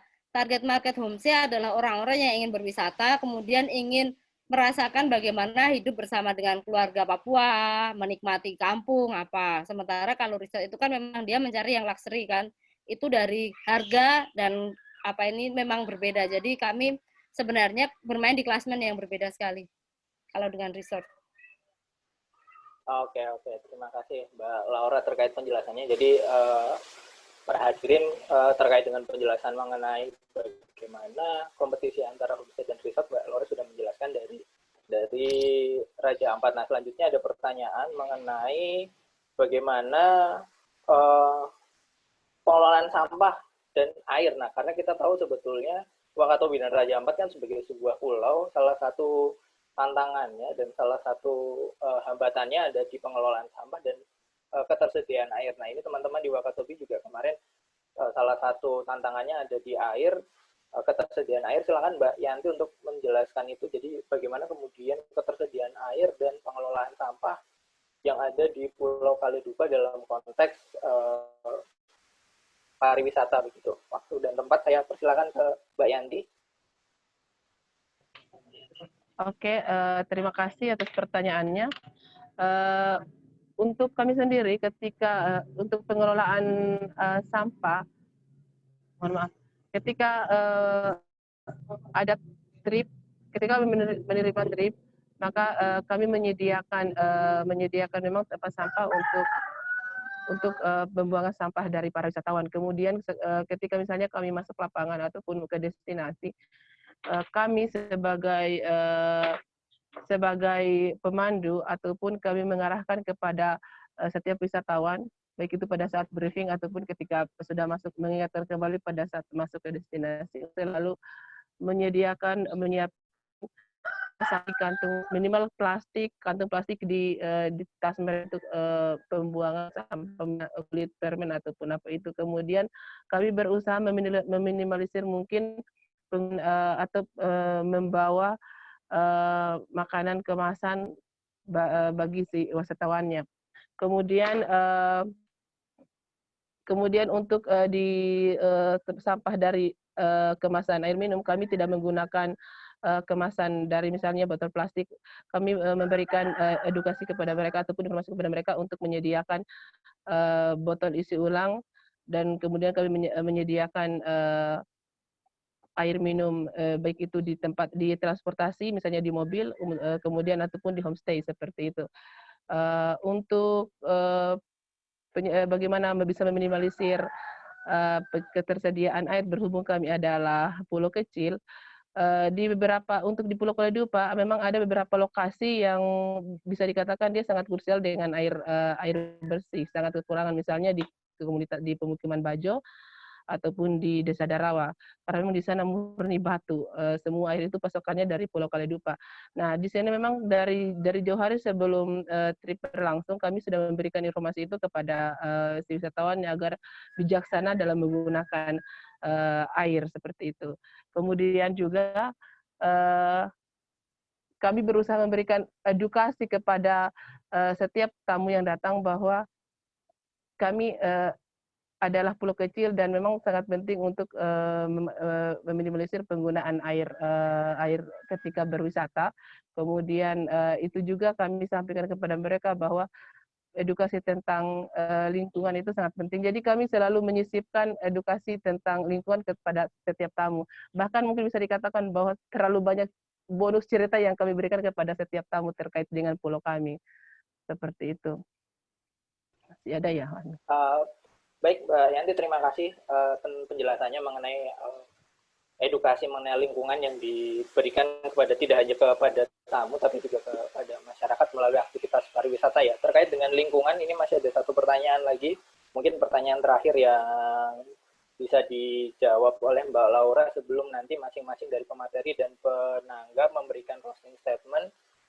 Pertanyaan terakhir Mbak Laura, strategi seperti dari Pak Jalipati Teteheru Japesda.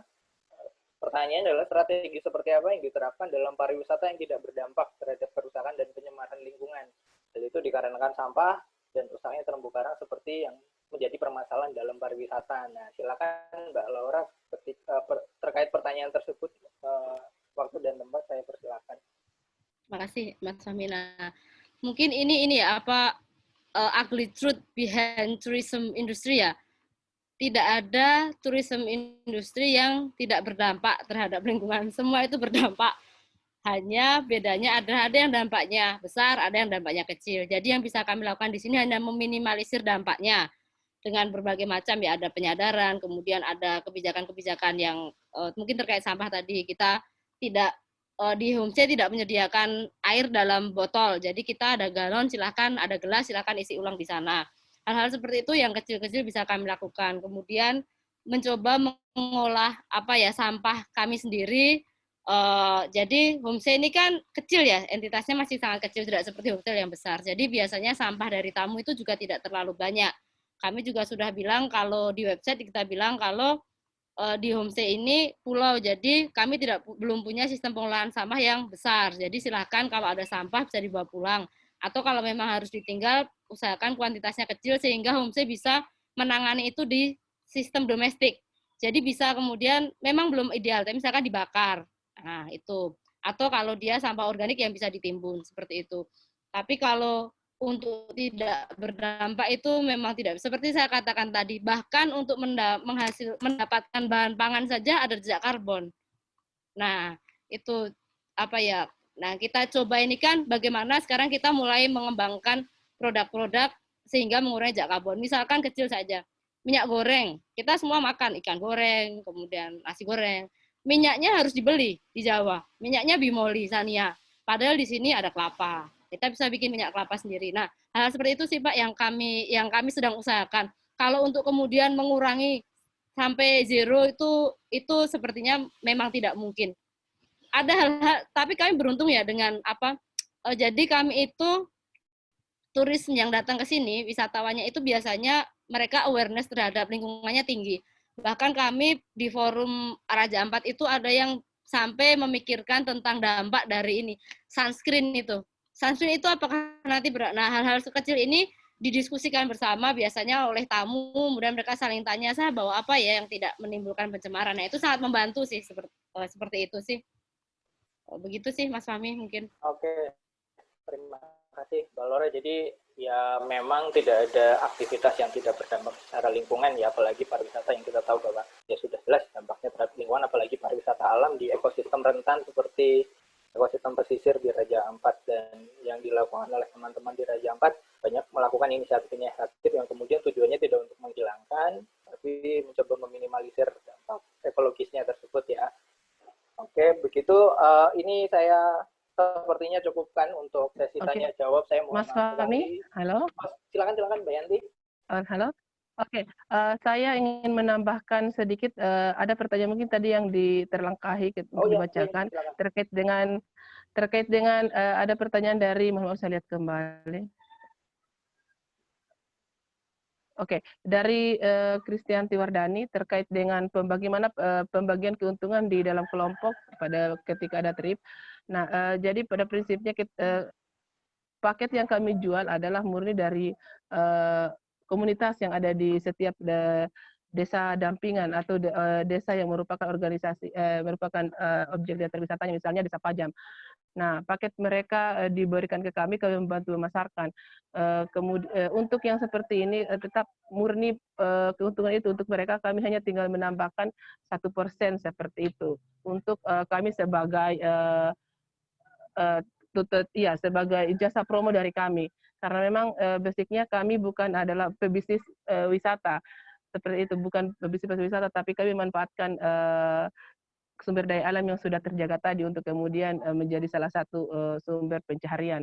Kemudian untuk begitupun juga dengan ketika misalnya ada destinasi lain yang memang tidak mempunyai komunitas pengelola wisata di lokasi tersebut, misalnya kayak kemarin itu di Darawa ataupun Pulau Hoga, kami murni membuat paket untuk itu, tapi tetap dengan 1% tersebut. Kemudian ada pertanyaan selanjutnya itu masih dari Ibu Kristianti Wardani, maaf. Sejauh ini program untuk sosial dan lingkungan yang sudah dijalankan untuk apa saja?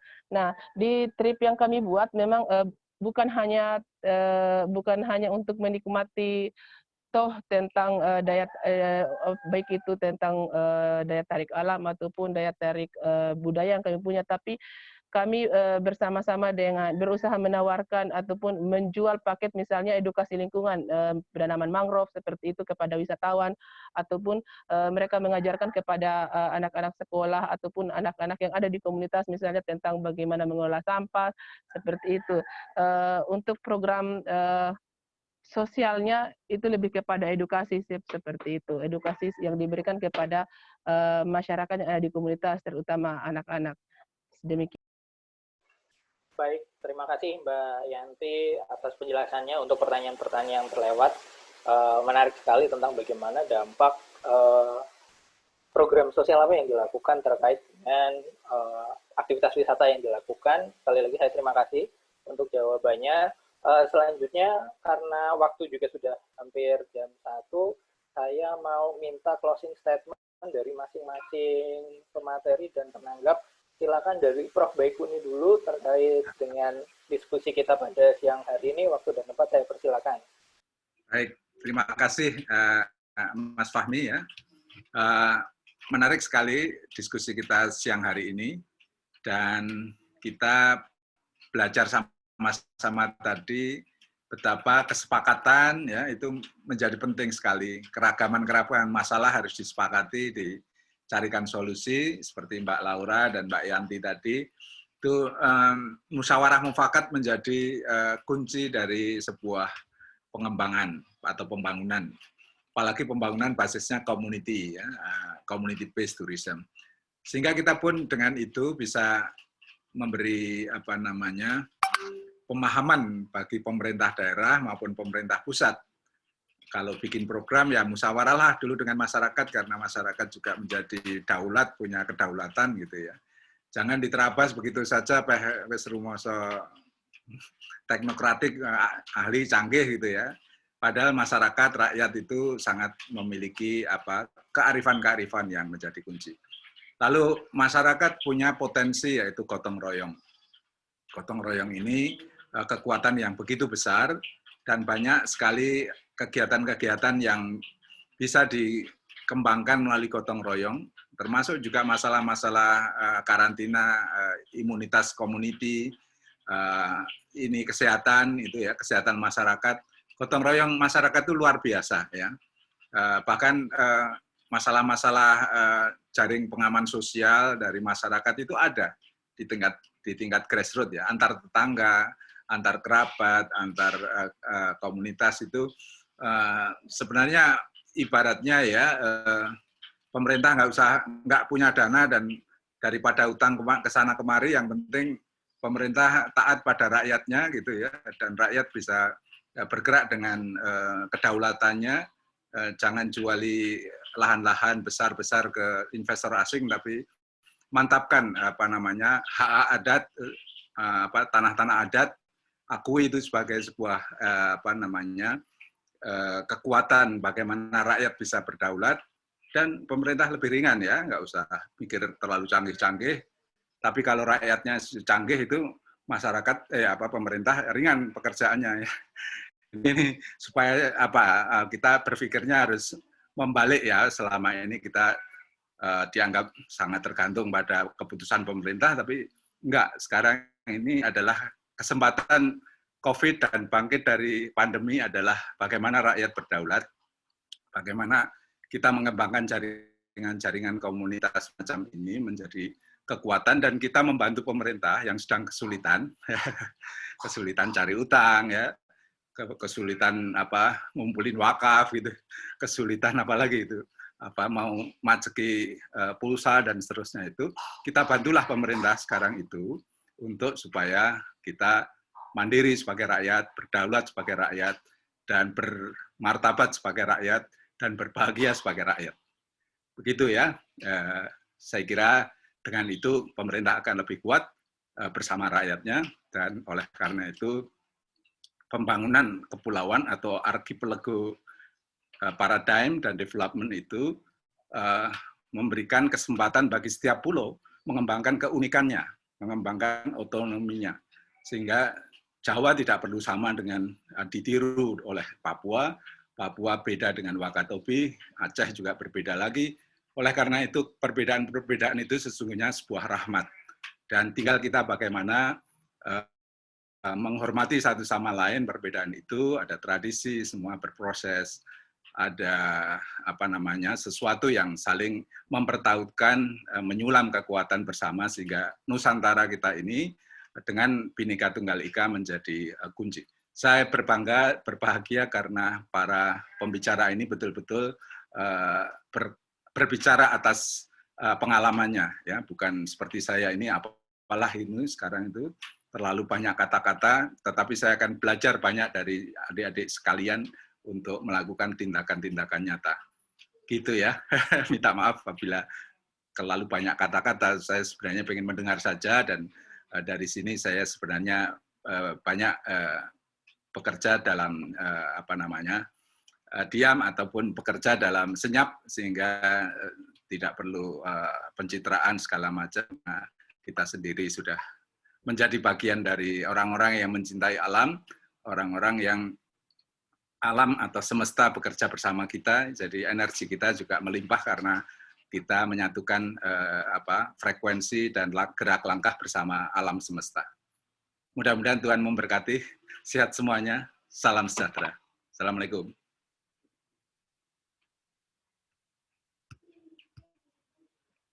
Kembali Mas Fahmi. Waalaikumsalam warahmatullahi wabarakatuh. Terima kasih Prof. Baikuni untuk closing statement-nya yang sangat sangat berisi ya, kalau kita boleh menggunakan istilah-istilah yang lagi happening sekarang. Dan saya berikan kesempatan untuk Mbak Laura dan Mbak Yanti untuk memberikan closing statement juga, tidak lama, masing-masing 1 menit. Silakan mulai dari Mbak Laura. Terima kasih Mas Fahim. Mungkin di saya singkat saja. Jadi corona ini merupakan momen refleksi yang sangat besar sekali ya untuk penggiat pariwisata dimanapun. Yang terdampak paling besar ini kan industri pariwisata ya, dengan larangan travel di mana-mana. Nah, ini mungkin yang bisa kita ambil dan bisa kita refleksikan adalah industri pariwisata ini selalu dianggap sebagai solusi untuk masalah. Kalau alamnya bagus, biotanya menarik, apa yang dikembangkan? Oh, wisata. Wisata dianggap bisa mendatangkan devisa kan. Oh, nanti turis apa? Selalu dianggap sebagai jawaban dan didewa-dewakan ya di mana-mana. Namun corona ini menyadarkan bahwa sebenarnya bukan. Wisata ini tidak bisa dijadikan tujuan utama untuk pembangunan daerah. Ini hanya bisa dijadikan sebagai industri alternatif saja. Karena kita bisa lihat betapa rapuhnya industri wisata ini. Jangan bicara corona. Kami dulu ketika misalkan di Sorong itu sedang ada penutupan jalan atau penutupan pelabuhan, kami langsung drop semua. Nah, jadi mungkin saya ulangi yang di presentasi saya, tujuan dari ini adalah untuk bukan untuk menciptakan industri pariwisata yang besar, tetapi menjadikan ekowisata ini sebagai alternatif untuk mencari hidup tanpa mengorbankan nilai-nilai kemanusiaan, adat, dan lingkungan. Jadi itu saja poinnya. Karena saya banyak sekali menerima ini dari teman-teman di Papua di bagian lain yang bilang, saya mau jadi Raja Ampat, saya mau jadi Raja Ampat. Coba masalahnya, kalau teman-teman di sana itu tahu bagaimana Raja Ampat bisa mencapai ini, apa yang dikorbankan, mungkin mundur kapan.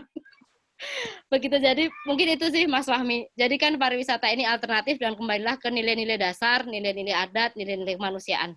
Terima kasih sekali Mbak Laura atas closing statement yang diberikan, jelas padat dan sangat mengena bahwa ya orang-orang banyak di lokasi lain yang ingin menjadi seperti Raja Ampat, tapi apa yang dicapai Raja Ampat sekarang, apalagi yang dicapai oleh teman-teman Perjabat, itu bukan sesuatu yang seperti membalikan telapak tangan begitu ya. Selanjutnya closing statement dari Mbak Yanti, saya persilakan dari Wakatobi sebelum nanti saya akhiri. Terima kasih kembali Mas Fahmi. Saya sepakat dengan apa yang dikatakan oleh Prof. Baikuni tadi bahwa ketika rakyat kuat maka pemerintah ringan kerjanya seperti itu. Oke, gini, pariwisata seperti yang saya sudah katakan di slide saya bahwa pariwisata itu adalah bonus ketika kita menjaga atau melestarikan lingkungan dan tetap mempertahankan budaya. Budaya boleh menjadi objek pariwisata, tapi jangan sampai kita mengkomersilkan budaya demi pariwisata. Inisiatif pariwisata yang kami lakukan berbasis kearifan lokal itu adalah salah satu langkah kami agar masyarakat mempunyai kedaulatan untuk mengolah sumber daya alamnya. Demikian, terima kasih. Assalamualaikum. Terima kasih banyak Mbak Yanti. Waalaikumsalam warahmatullahi wabarakatuh. Dengan demikian selesai juga acara webinar kita pada siang hari ini. Saya selaku moderator memohon maaf kepada teman-teman semua ketika memang ada kekurangan, ada kesalahan ucap, dan satu atau dua hal atau banyak hal yang kemudian tidak sesuai dengan yang seharusnya. Sebelum saya akhiri, boleh saya minta untuk dilakukan sesi foto sebentar sebagai bentuk dokumentasi. Mohon untuk kembali dinyalakan kameranya. Ada foto kan?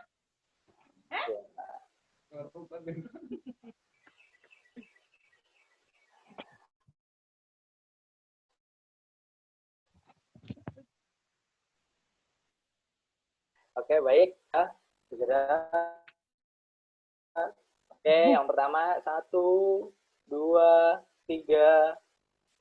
Yang kedua, halaman kedua, 1, 2, 3.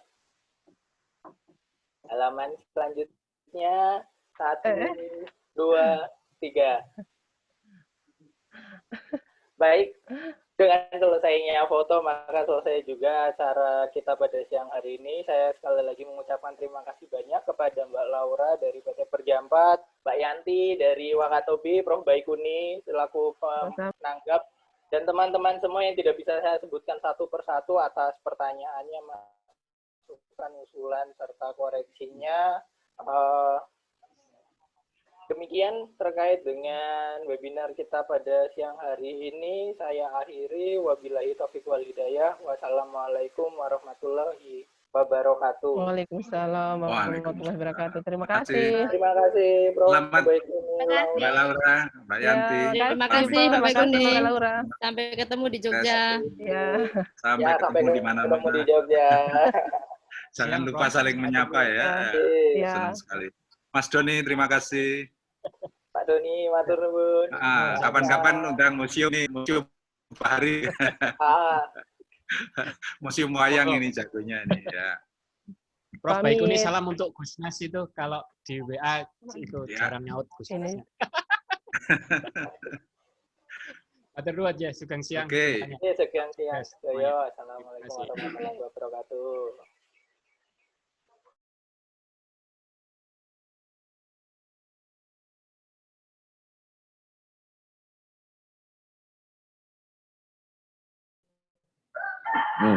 Bokep.